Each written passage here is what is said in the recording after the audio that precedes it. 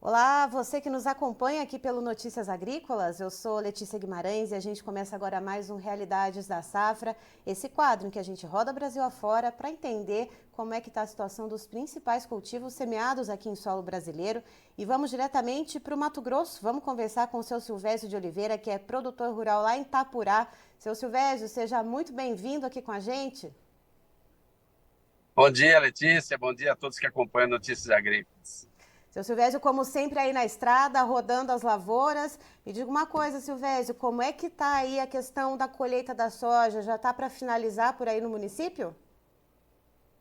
A colheita de soja para nós aqui, ela no município, toda a região aqui, ela praticamente se encerrou, né?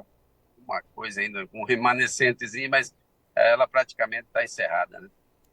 Certo. E olhando para esse cenário, então, de uma colheita aí praticamente encerrada, só um acabamento ou outro ali nos talhões para ser feito, como que fica a média de produtividade em sacas por hectare aí em Itapurá? Nós aqui, a gente estima que em torno, abaixo de 50 sacos, 45 sacos, um pouquinho mais talvez, né? Agora que vai ser feito um levantamento mais correto, né, e tal, mas essa é a média, aí, bem abaixo de 50 sacos, né?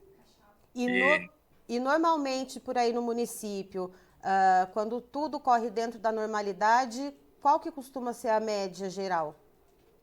acima de 60 sacas, né? Então, assim, claro que varia de ano para ano, mas assim, e principalmente agora, né? Assim, bastante investimento nos últimos anos em adubação, calagem, né? Então, todo mundo.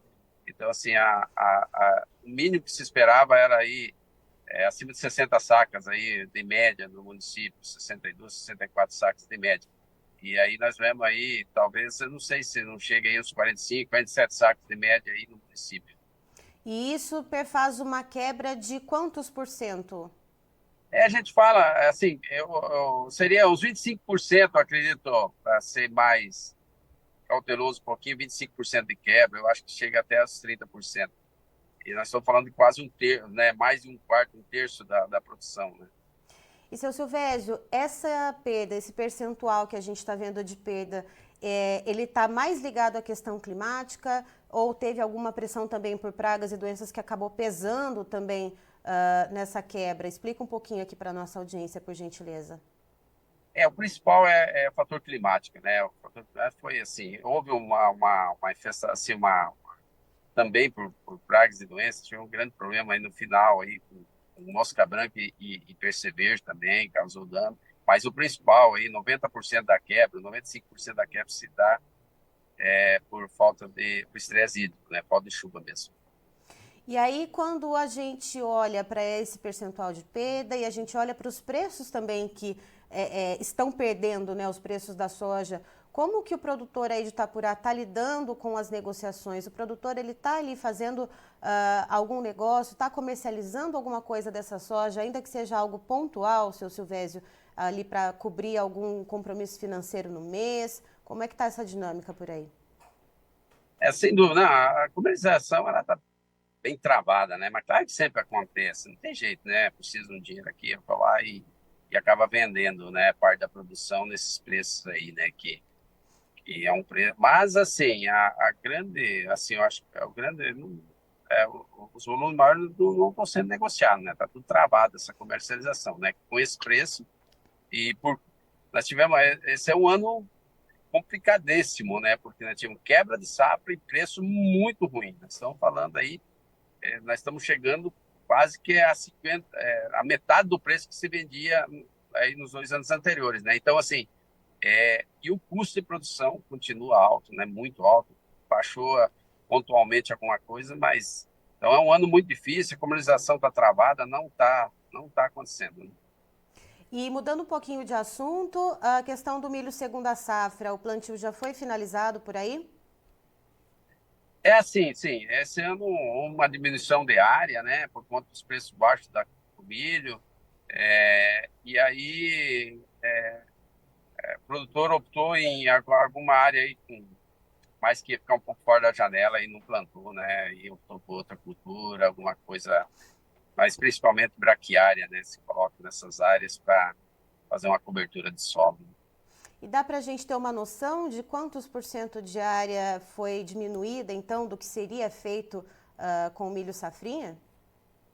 Eu acredito que os 15 até 20% é um número bem, assim, mínimo 15% menos, né? De 15 a Uhum. 20% menos. Certo. Seu Silvésio, muito obrigada pelas informações. O senhor é sempre muito bem-vindo aqui com a gente no Notícias Agrícolas. Eu que agradeço, assim que sempre que precisar, a gente está à disposição aí para ter um papo.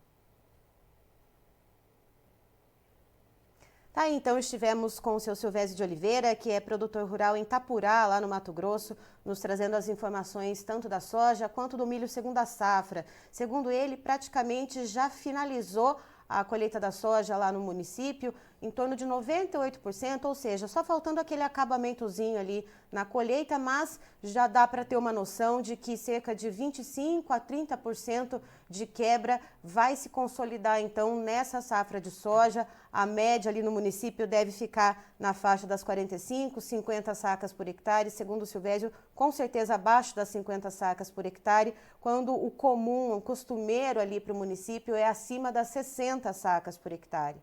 E de acordo com o Silvésio, as negociações estão bem travadas, o produtor ali só ali negociando o mínimo para cobrir algum compromisso financeiro no mês. E a respeito do milho segunda safra, também tudo já foi plantado, mas houve uma redução de área, em torno de 15 a 20%, segundo o seu Silvésio, tanto pelo desestímulo em relação ao preço baixo de venda do milho, como também o atraso de plantio, já que a janela foi deslocada, houve então toda uma sequência de atrasos que acabou então jogando essa janela de plantio do milho mais para frente. O produtor preferiu não arriscar fazer toda a área com o milho safrinha.